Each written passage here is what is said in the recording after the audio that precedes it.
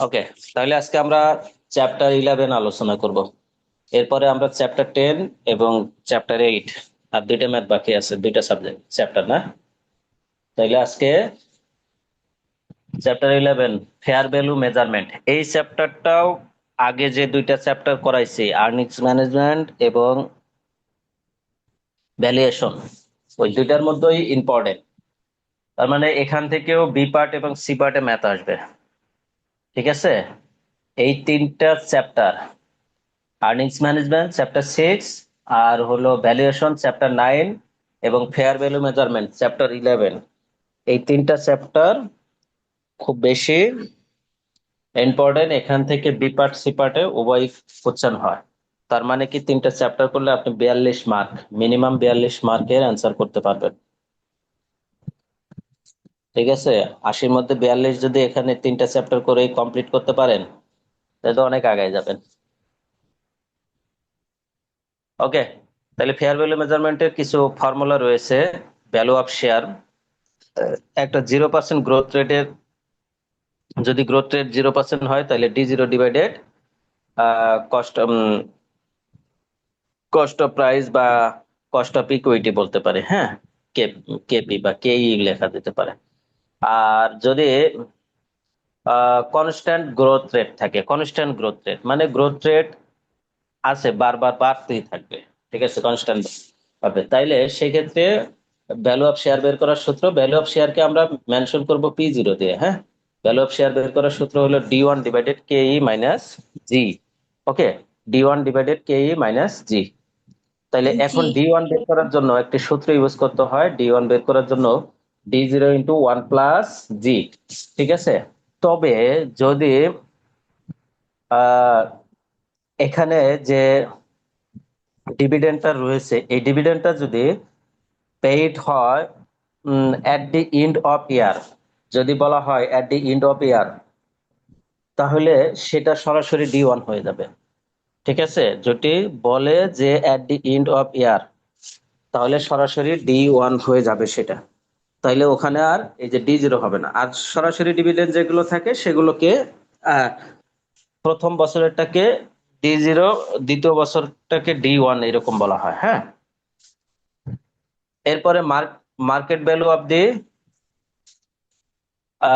And year বলতে এখানে আসলে যে কোনো বছর, সাপোজ বলতে পারে যে 7th ইয়ারের মার্কেট ভ্যালু কত, তাইলে মার্কেট ভ্যালু অফ 7th ইয়ার হবে, তাইলে P7 লিখতে হবে। এখানে P7 সমান হবে D8।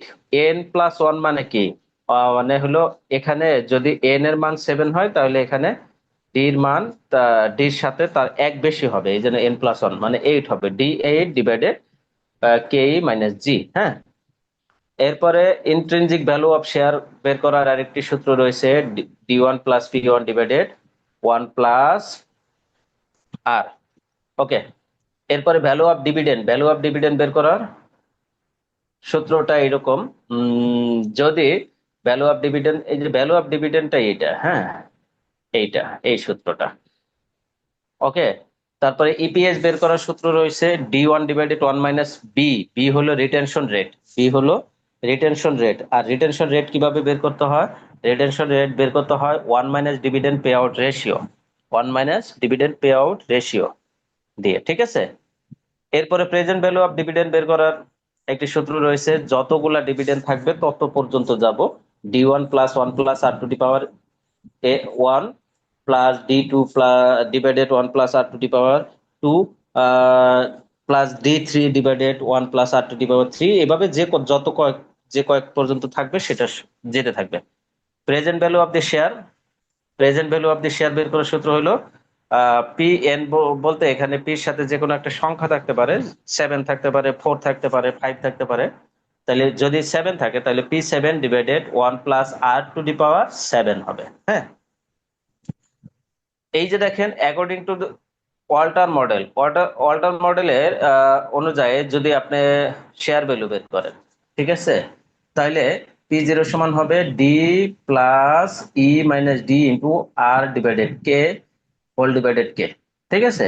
আর যদি গর্ডন মডেল অনুসারে বের করেন, তাহলে গর্ডন মডেলের সূত্র হলো ই ইন্টু 1 - বি ডিভাইডেড কে মাইনাস বি আর। এমএম মডেলের সরাসরি শেয়ার ভ্যালুর P0 হয় না, এটা P1 হয়। হ্যাঁ, তাহলে P1 সমান P0 plus 1 plus P0 into 1 plus K minus D1। Okay, new issue of শেয়ারের একটা সূত্র রয়েছে, এই সূত্রটা রয়েছে। তো এই মোটামুটি এই সূত্রগুলা একটু জেনে যাবেন, মুখস্থ করে যাবেন। হ্যাঁ, আর যদি মানে মুখস্থ করবেন বা যে পার্টের জন্য আপনি করেন না কেন, আহ যেভাবে করেন না কেন, সূত্রগুলো আপনাকে নিয়ে যেতে হবে পরীক্ষার হলে। ঠিক আছে, মাথায় নিবেন না, কোথায় নিবেন সেটা আপনারা নিয়ে যায়, মুখস্থ করে নিয়ে যায়। মাথায় নেওয়া হলো বৈধ কাজ, আর কাগজে লিখে নিয়ে যাওয়া হলো অবৈধ কাজ। ঠিক আছে, তাইলে এইগুলো কিন্তু নিয়ে যেতে হবে, এই সূত্রগুলা আপনার লাগবে পরীক্ষার হলে। তাহলে আসেন প্র্যাকটিসে আসি এবার। প্র্যাকটিস করব।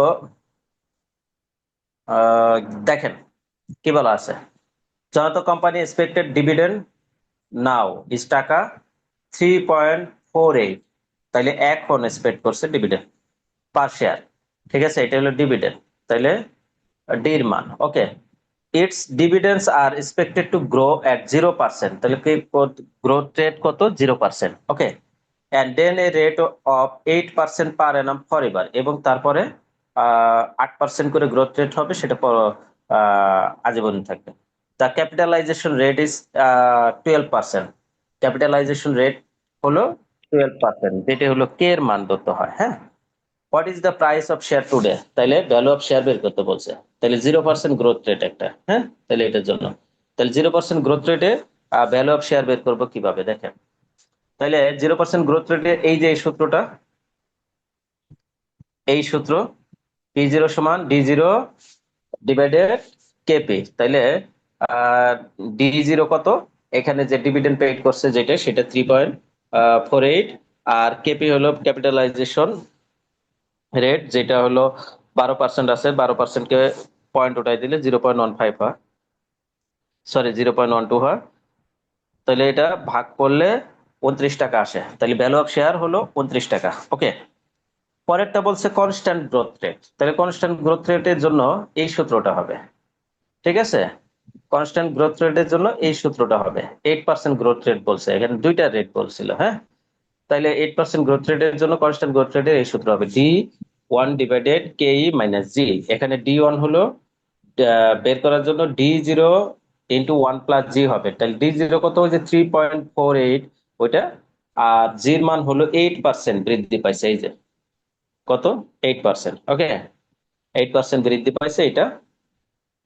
তাহলে এটা ক্যালকুলেশন করলে 3.76 হয়।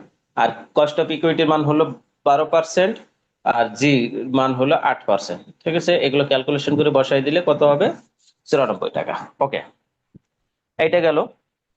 তাইলে আমরা কিন্তু 0% গ্রোথ রেটেরও শেয়ার ভ্যালু বের করা শিখলাম, কনস্ট্যান্ট গ্রোথ রেটেরও শেয়ার ভ্যালু বের করা শিখলাম। 2 নম্বর অঙ্কটা দেখেন। Rupali limited provides you the following data. Market price per share দেওয়া আছে 3000 টাকা, ডিভিডেন্ড পেইড পার শেয়ার দেওয়া আছে 100 টাকা, রিকোয়ার্ড রেট অফ রিটার্ন দেওয়া আছে 25%। ইন্ট্রিনজিক ভ্যালু অফ শেয়ার বের করতে বলছে। Would you buy the share of the টাকা 2200। তাহলে intrinsic value of share, intrinsic value of share বের করার সূত্র কোনটা? এই যে কোথায় আছে, আমরা শিখে আসছি। উম এই যে এই সূত্রটা। হ্যাঁ, তাহলে D1 plus P1 divided 1 plus R to the power R. ঠিক আছে, তাহলে আর টু দি পাওয়ার নয় আর। তাহলে D1 হলো ডিভিডেন্ড। হ্যাঁ, আর P1 হলো market price of the share. ঠিক আছে, আর আর এর মান দেওয়া আছে 25%। তাইলে এখানে P0 সমান কত হবে? D1 plus P1 divided 1 plus আর। তাইলে D1 এর মান কত? 100। এই যে প্রশ্ন 100। দেওয়া আছে। P1 এর মান হুম, হলো 3000 তিন ডিভাইডেড হাজার 1 প্লাস আর। আর এর মান কত? 25%। ওকে, 25%। তাহলে জি স্যার। এটা ক্যালকুলেশন করলে রেজাল্ট আসে কত? দুই হাজার 2400। চারশো আশি 2400।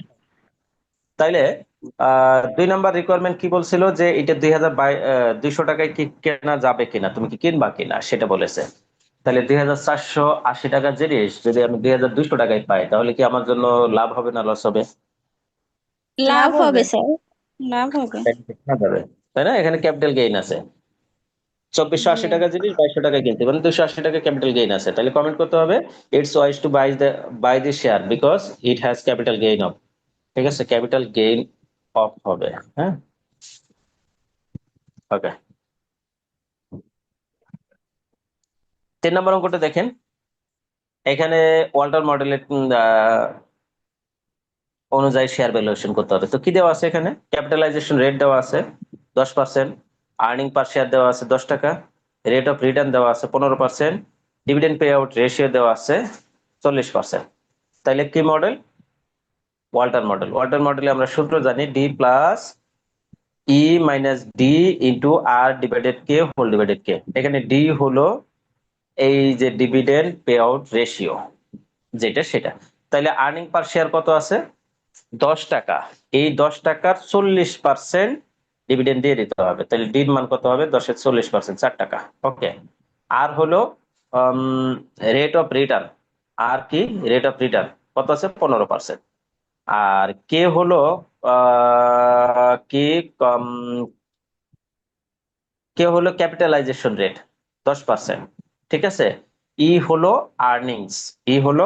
আর্নিংস কত আছে? 10 টাকা। ওকে, তাইলে ডির মান 4 টাকা, এর মান হলো 10 টাকা, ডির মান 4 টাকা, আর আর এর মান 15%, কে এর মান 10%। এগুলো ক্যালকুলেশন করলে রেজাল্ট দাঁড়ায় 130 টাকা।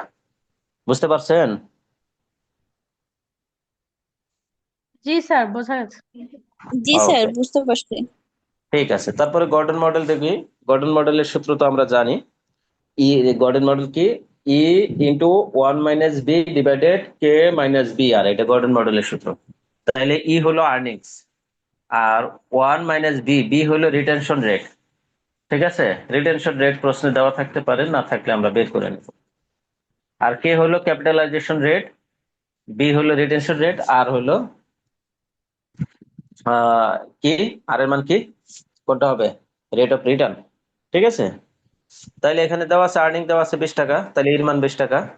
রিটেনশন রেশিও দেওয়া আছে 40%, তার মানে বির মান 40%। ঠিক আছে।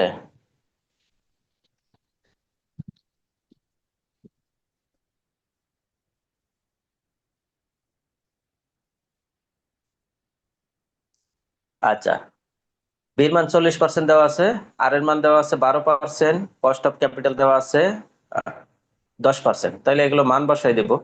এর মান 20 টাকা, বির মান 40%, কে এর মান হলো 10%। ওকে, এগুলো বসাই দেব। এখানে একটা জিনিস ভুল করেন আপনারা অনেকে, যে এই যে বি আর আর এটা কিন্তু গুণন অবস্থায় রয়েছে, তার মানে কি এইটার কাজ আগে করতে হবে। বির মান 40% আর আর এর মান হলো 12%। এই 40%, 0.40 আর 0.12 এটা গুণ করে আগে লিখতে হবে। লিখলে কত হবে? 0.048। তাইলে 0.10 থেকে 0.048 বাদ দিলে 0.052 হয়। ঠিক আছে। আর উপরে ক্যালকুলেশন করলে 12 টাকা হয়। তাহলে 12-কে 0.052 দ্বারা ভাগ করলে 230 টাকা 77 পয়সা হবে। ওকে, এবার আসেন, এই গর্ডন মডেলের এটা একটা সূত্র রয়েছে, এইটা পারবেন এটা। তাহলে এখানে শেয়ার কি দেওয়া আছে? কত? এই যে market price of the share দেওয়া আছে 50 টাকা। তাইলে বের করতে বলছে কি? কি বের করতে বলছে এখানে? আর এর মান বের রেট করতে অফ বলছে। রিটার্ন বের করতে বলছে। রেট অফ রিটার্ন বের করতে বলছে, হ্যাঁ, আর এর মান বের করতে বলছে। তাইলে এগুলো ওই সূত্র অনুযায়ী যা যা মান বসাই দিয়ে আর এর মান সর্বশেষ চলে আসবে। ওকে, এই অঙ্কটা দেখেন একটু, মডেলের অঙ্কটা। হ্যাঁ, তাহলে এইটা কি বলছে দেখেন, market price of the share at the beginning দেওয়া আছে 150 টাকা, dividend will be at the and expected টাকা। এই যে এট দি এন্ড মানে D1, হ্যাঁ, এট দি এন্ড বললে D1 হবে, আর যদি ফার্স্ট ইয়ার বলে তাহলে D0 হবে। হ্যাঁ, তাহলে কস্ট অফ ক্যাপিটাল দেওয়া আছে 15%, calculate the expected market price. তাহলে এক্সপেক্টেড মার্কেট প্রাইস বের করতে বলছে। এক্সপেক্টেড মার্কেট প্রাইস বের করার জন্য কোন এই যে আহ, এখানে কি দেওয়া আছে? দেওয়া আছে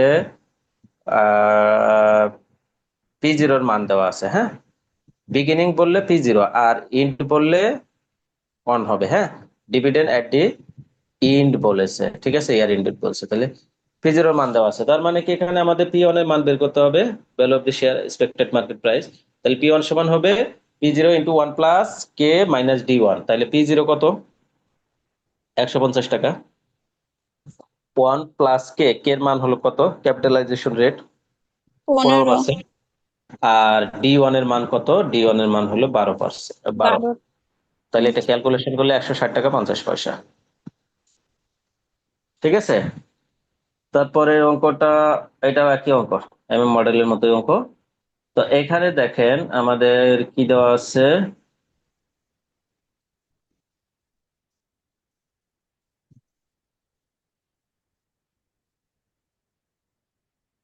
কি বের করতে বলছে, number of new share that would be issued for the financing. ও, এখানে নিউ শেয়ার অঙ্ক, এই অঙ্কটা দেখেন একটু। হ্যাঁ, you are supplied with the following information for computation of new share. তাহলে নিউ শেয়ার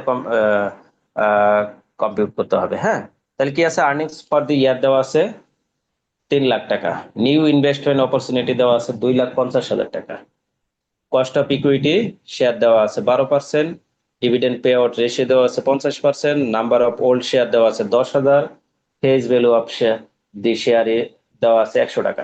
ওকে, তাহলে প্রথমে আমাদের কি করতে হবে, market price of the share at the end of period, এটা বের করতে হবে।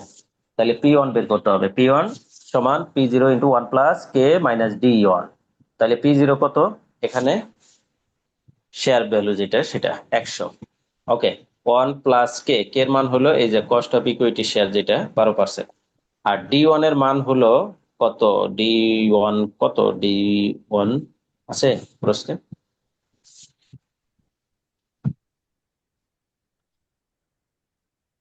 Dividend pay out ratio D1 বের করে নিতে হবে।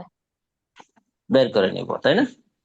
তাহলে জি আমাদের স্যার। কি বলেছে, ওই যে D1 dividend pay earning out ratio earning আছে অফ দ্য ইয়ার কে 50%। মনে হয় তাহলে নাম্বার অফ। আর্নিংস আগে বের করে নিব, আর্নিং পার শেয়ার বের করে নিব। তাহলে আর্নিংস দেওয়া আছে, টোটাল দেওয়া আছে 3 লাখ, 3 লাখ। 10,000 শেয়ার 3 লাখ। তাহলে একটা শেয়ারের জন্য কত হবে, 3 লাখকে 10,000 দিয়ে ভাগ করব, 30 টাকা হওয়ার কথা, তাই না? 30 এই টাকা 30 হবে। জি। টাকা 50% পেড করতে হবে। তাহলে 30 টাকা 50% 15 টাকা হবে, D1 15 টাকা। ওকে, এটা ক্যালকুলেশন করলে 97 টাকা হয়।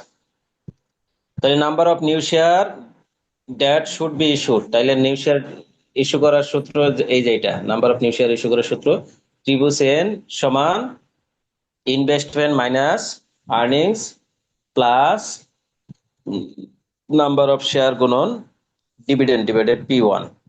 ঠিক আছে, তাহলে ইনভেস্টমেন্ট অপরচুনিটি যেটা সেটা, ইনভেস্টমেন্ট অপরচুনিটি কত, 2,50,000। ওকে, আর আর্নিংস কত, 3 লাখ। তাহলে 2,50,000 থেকে 3 লাখ মাইনাস করব, আর প্লাস হলো এন ইন্টু ডি, এন হলো নাম্বার অফ শেয়ার কত, 10,000। ওকে, আর ডির মান হলো এই যে ডিভিডেন্ড কত, 15 টাকা।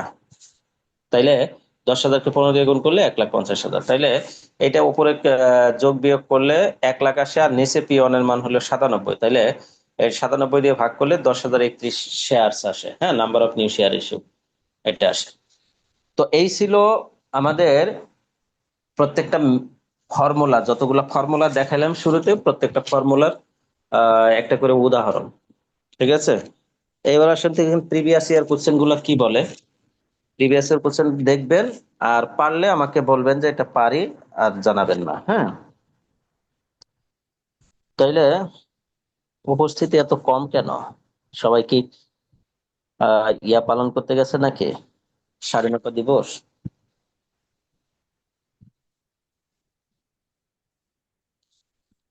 1 নম্বর অঙ্কটা দেখেন, প্রিভিয়াস ইয়ার কোশ্চেনে, এটা 17 সালে এসেছিল। Silver computer is experiencing a period of rapid growth. Earnings and dividends are expected to grow at a rate of 10% during the next 2 years. তাইলে পরবর্তী 2 বছর পর্যন্ত গ্রোথ রেট হলো 2%। ওকে, at 8% in থার্ড ইয়ার, এবং তৃতীয় বছরে গিয়ে এটার গ্রোথ রেট আসে কত, 8%, and at a constant rate of 6% thereafter, এবং চতুর্থ বছর থেকে অনির্দিষ্টকাল পর্যন্ত 6%।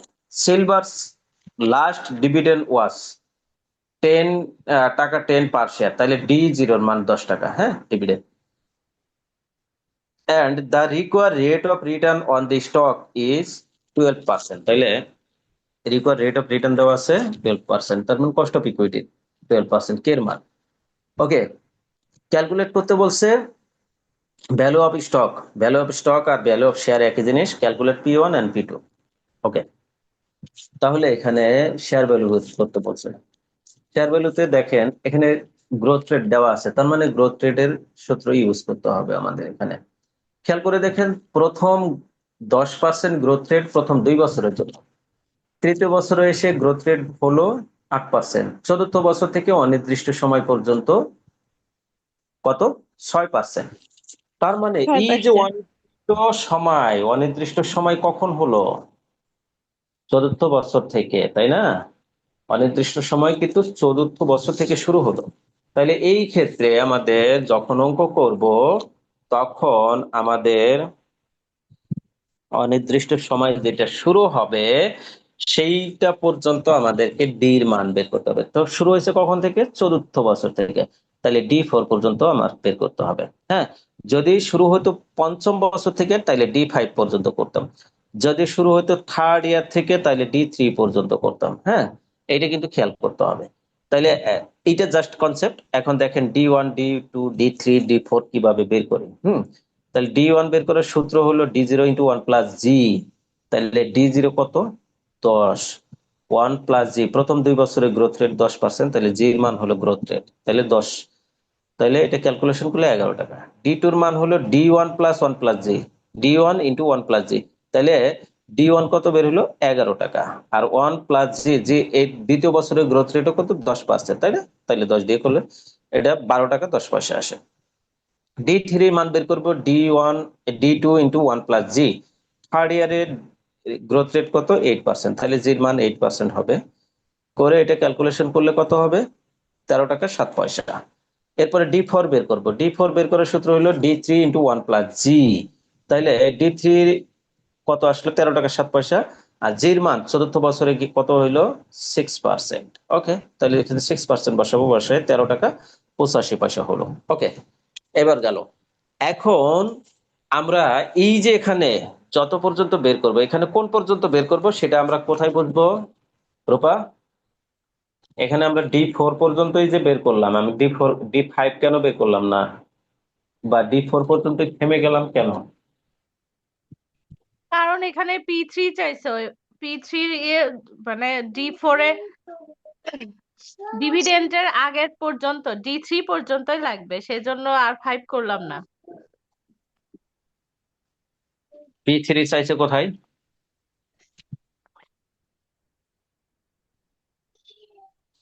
স্যার এটা হলো প্রশ্নটা একটু প্রশ্নটা আমাকে একটু দেখতে দেখালে হবে ভালো হতো। প্রশ্ন এই যে কনস্ট্যান্ট গ্রোথ এখানে রেট থার্ড, হ্যাঁ কনস্ট্যান্ট হয়েছে। রেট পর্যন্ত ডি থ্রি থার্ড ইয়ার পর্যন্তই চাইছে, দেয়া আছে কনস্ট্যান্ট রেট যেটা। কনস্ট্যান্ট গ্রোথ রেট মানে অনির্দিষ্ট বছর যেখান থেকে শুরু হবে সেই পর্যন্ত আমরা যাব। এখানে শুরু হয়েছে চতুর্থ হ্যাঁ বছর থেকে, এখানে চতুর্থ D4 বছর পর্যন্ত থেকে, গেছে। হ্যাঁ। হ্যাঁ, তাহলে D4 পর্যন্ত, যখন D4 পর্যন্ত গেছে তাহলে আমার D5 আর দরকার নেই, কারণ D5 বের করতে পারবো না। ঠিক আছে, পারবো না। তাইলে জি। যখন আমরা এখানে D4 বের করব তখন আমাকে P3 এর মান বের করতে হবে।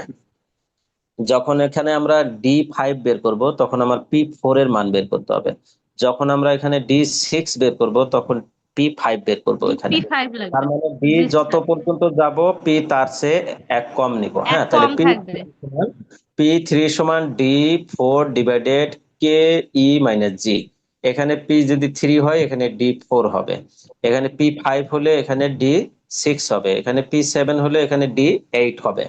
ঠিক আছে, তাইলে এখন মান বসাই। D4 এর মান কত? 13 টাকা 85 পয়সা। কস্ট অফ ইকুইটি 12%, আর জির মান এই বছরের জির মান কত?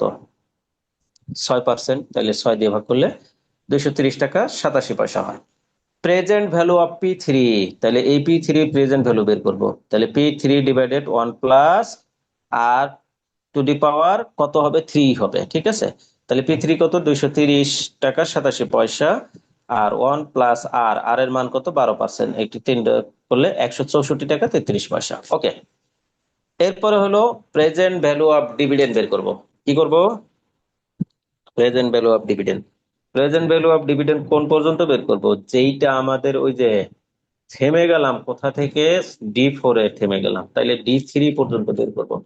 যে পর্যন্ত থেমে যাব তার আগ পর্যন্ত করব প্রেজেন্ট ভ্যালু। হ্যাঁ, তাইলে D4 এ থেমছি, তার মানে D3 পর্যন্ত করব। তাহলে D1 divided 1 plus R to the power 1, D2 divided 1 plus R to the power 2, D3 divided 1 plus R to the power 3।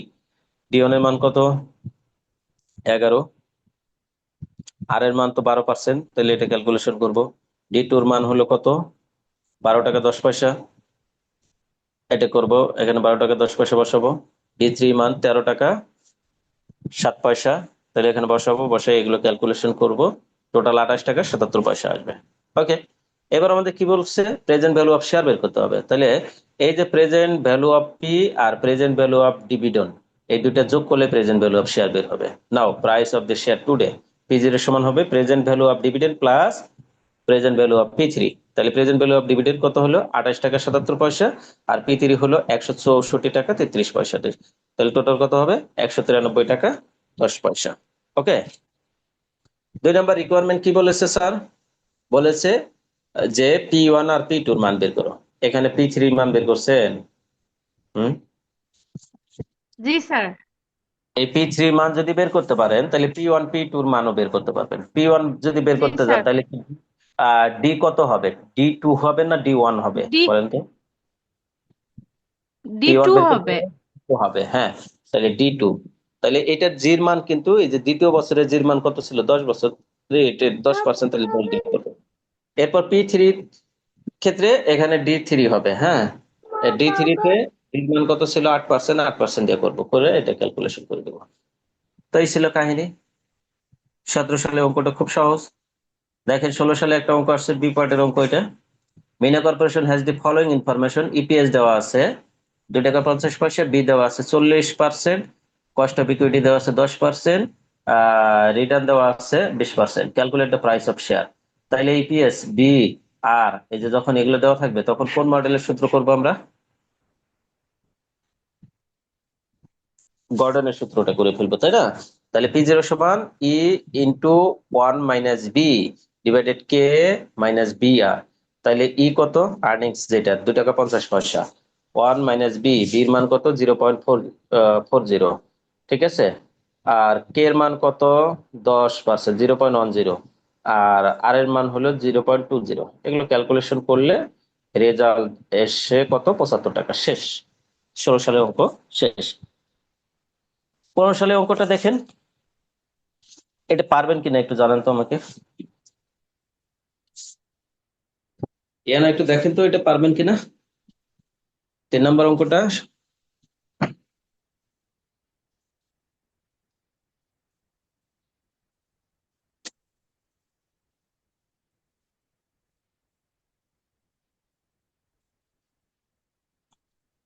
রূপা, গোপীনাথপুর মেলায় গেছিলেন? না স্যার। জান নাই? মেলা তো শেষ হয়ে যাচ্ছে, মেলায় যান নাই কেন এখনো? এক্সামের ইয়ে নিয়ে, সংসার নিয়ে পারতেছি না, মেলা কখন করি স্যার? মেলা নাকি অনেকদিন আগে থেকে শুরু হয়েছে, রমজানের 10 তারিখ থেকে। বলতে পারি না, মেলায় যায় না তো, বলতে পারি না। আমি অবশ্য গেছিলাম আজকে সন্ধ্যার পরে, ওইদিকে গেছিলাম, যাই দেখি মেলা, পরে ঘুরে আসলাম একটু। কোথায় গিয়েছিলেন? গোপীনাথপুর মেলাতে গেছিলাম। আপনি কোথায় আছেন এখন? জয়পুরহাটে। আপনার জয়পুরহাটে এদিকে বাসা? না, আমার পোস্টিং এদিকে, ও আচ্ছা, জয়পুরহাট। আমি তো ভেবেছিলাম ঢাকায় বোধহয়। না, আমার ইয়ে বাসা তাহলে তো হলো আমাদের সিরাজগঞ্জ। এদিকেই আছেন স্যার আপনি। হ্যাঁ, আপনাদের ওইদিকে আস। জি স্যার, এটা রুম, পারা যাবে, 1 নাম্বার ম্যাথেরই মতো পারা যাবে এটা। হ্যাঁ, এটা পারবেন, এটা হলো, স্যার এটা পারবো। এটা 3টা রিকোয়ারমেন্ট, জাস্ট খালি বাড়াইছে, বিষয়গুলো একই, তাই না? এটা জি পারবেন? স্যার। ওকে, জি স্যার। 4 নম্বর অঙ্কটা দেখেন পারেন কিনা।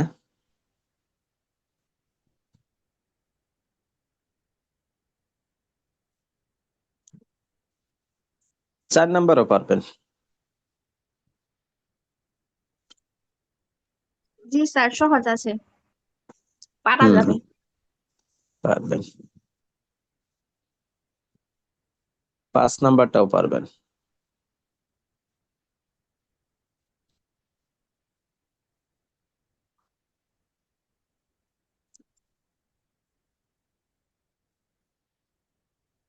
এটাও পারবেন, নিউ শেয়ার ইস্যু।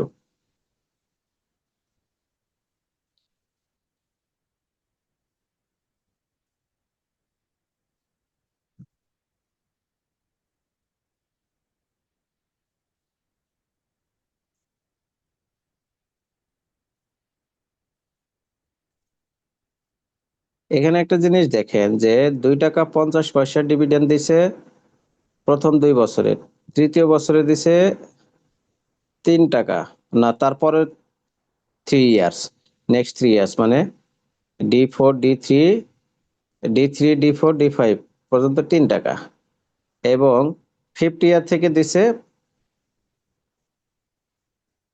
কত, at the end of 50 year the share can be sold টাকা 75। তাহলে D5 পর্যন্ত এটাই হবে।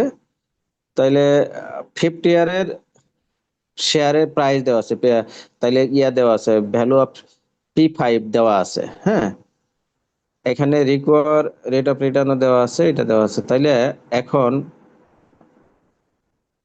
এটা কিন্তু ভ্যালু অফ P5 দেওয়া আছে, এটা প্রেজেন্ট ভ্যালু করতে হবে। আর এই সমস্ত সবগুলার D1 D2 D5 পর্যন্ত ইয়া করতে হবে, কি করতে হবে,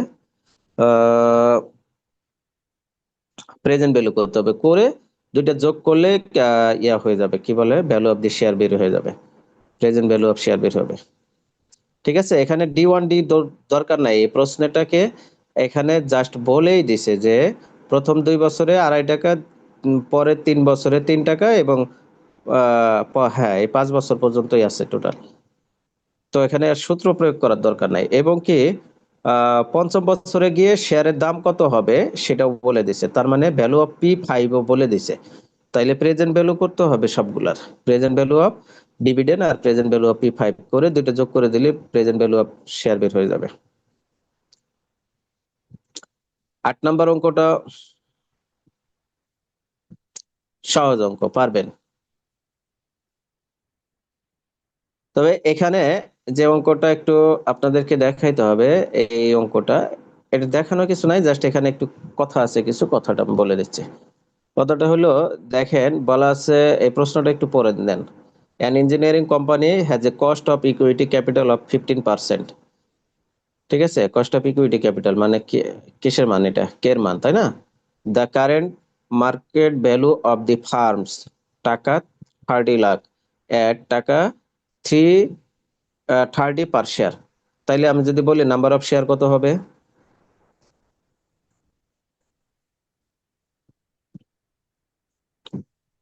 রূপা, এক নাম্বার অফ লাখ শেয়ার কত হবে?